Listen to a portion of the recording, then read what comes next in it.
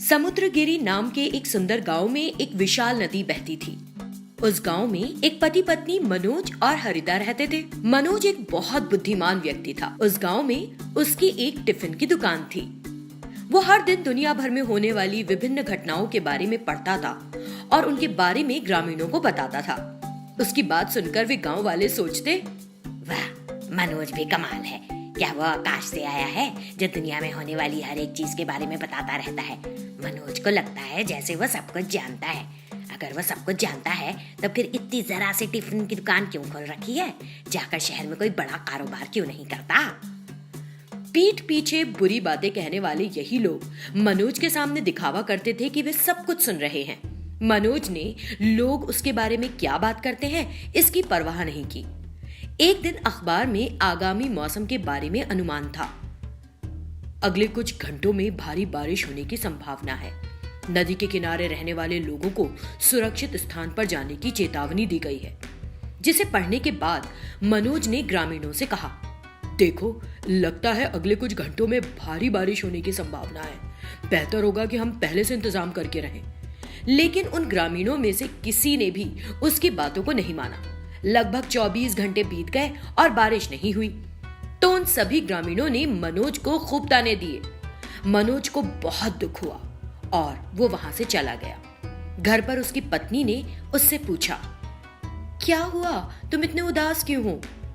मौसम की रिपोर्ट में कहा गया था कि अगले कुछ घंटों में बारिश होगी। मैंने यही जानकारी ग्रामीणों को दे दी थी, लेकिन अभी तक बारिश नहीं हुई। गलत जानकारी बताने के लिए उन्होंने मुझे बुरा भला कहा। लेकिन आज के अखबार में था कि बारिश अभी भी नहीं रुकी है। इसीलिए हमारी सुरक्षा के लिए मैं एक मिनी बोट तैयार कर लूंगा। फिर उसने कुछ लकड़ी और प्लास्टिक के ड्रम्स का उपयोग करके एक नाव तैयार की, जिसे देखकर ग्रामीण उस पर खूब हंसे। वो दुनिया का सबसे मूर्ख आदमी लगता है, कुछ दिनों में पागल ही हो जाएगा।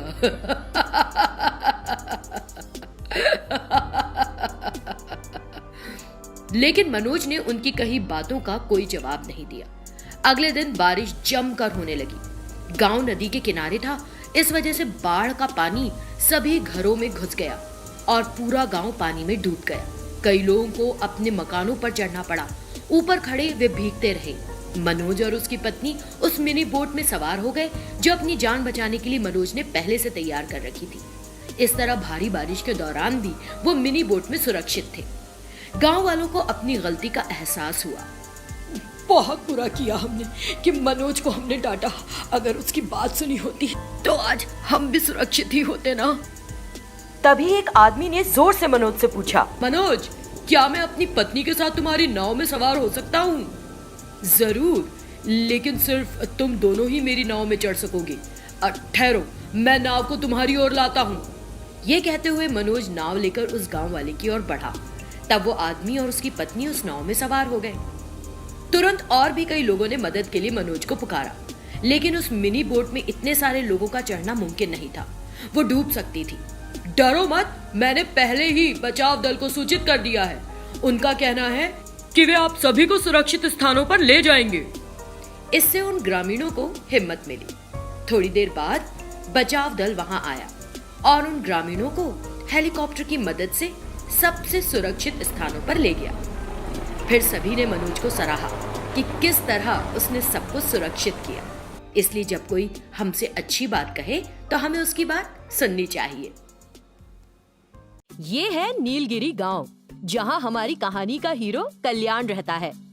कल्याण एक मछुआरा है और अपनी नाव लेकर समुद्र में मछली पकड़ने जाता है।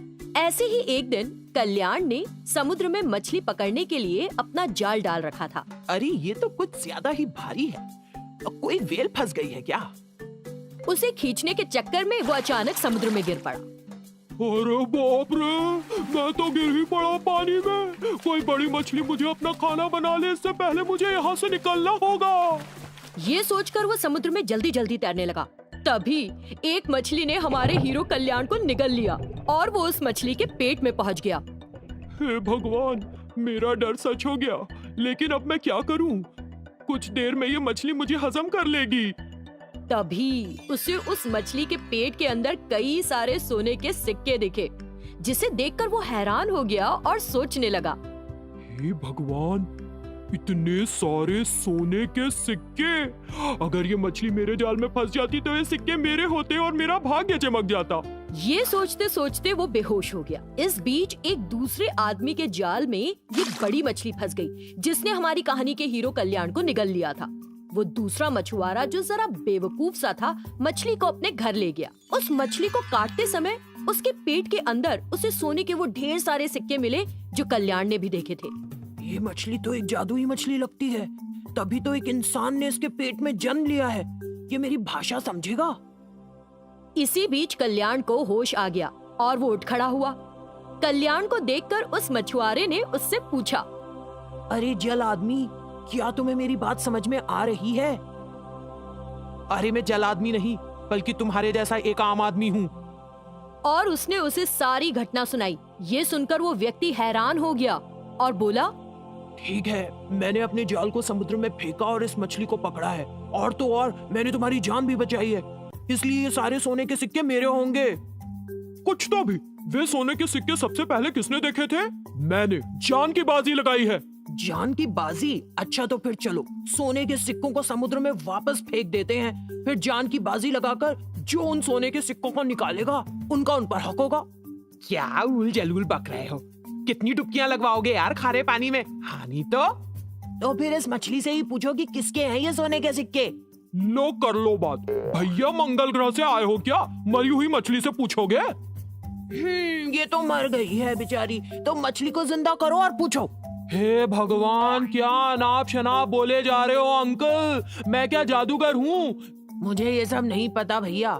जब तक मछली नहीं कहेगी मैं तुमको ये सोने के सिक्के नहीं लेने दूंगा। वो मछुआरा अपनी बात पर अड़ा रहा। अरे यार, तुम एक बार मेरी बात सुनोगे? बोलो, क्या है वो बात? हम इन सोने के सिक्कों को आपस में बराबर बांट लेते हैं, ठीक रहेगा ना फिर? ठीक है, लेकिन बांटूंगा मैं। तुम बहुत शातिर आदमी लगते हो, क्या पता ज्यादा खुद रख लो। ठीक है मेरे बाप, बांटो, लेकिन जरा जल्दी बांटो। फिर उस मछुआरे ने उन सोने के सिक्कों को अपने और कल्याण के बीच बराबर बांटा। फिर दोनों सिक्के लेकर अपने अपने रास्ते पर चले गए।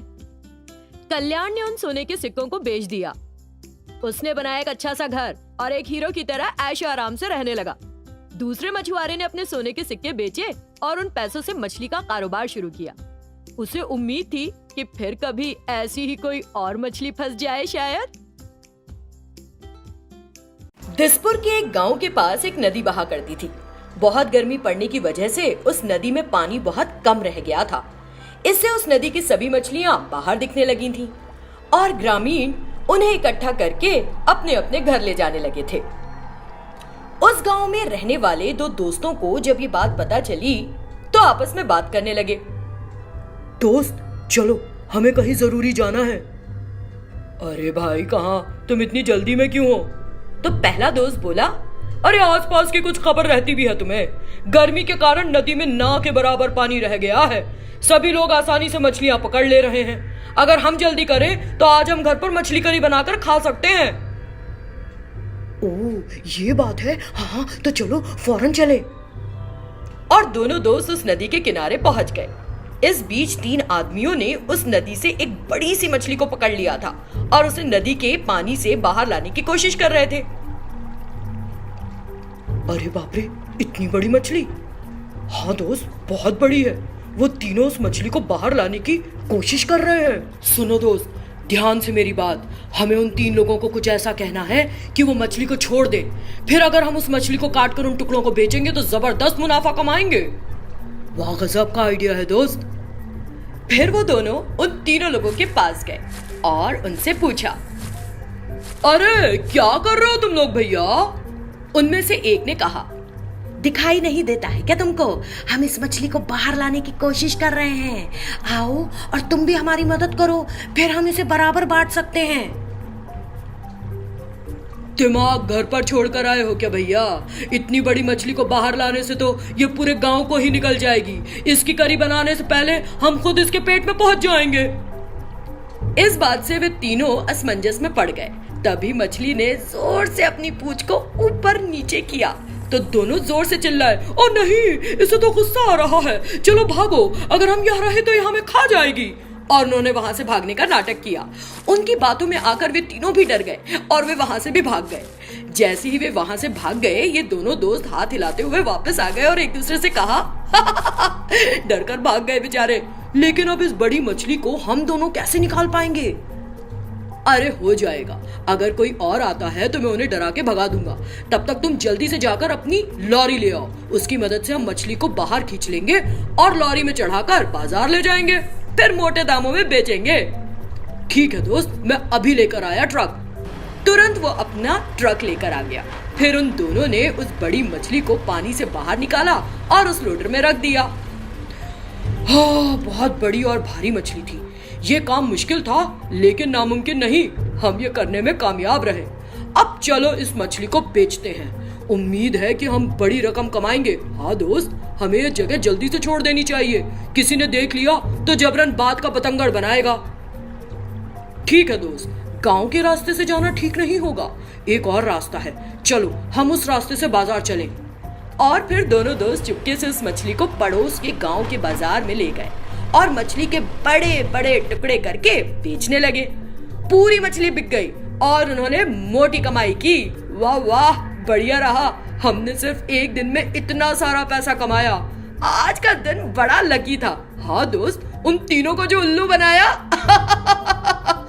दोनों दोस्तों ने उन तीनों आदमियों का खूब मजाक उड़ाया। इस तरह उन्होंने उस बड़ी मछली को बेचकर जबरदस्त कमाई की और दोनों अमीर आदमी बन गए।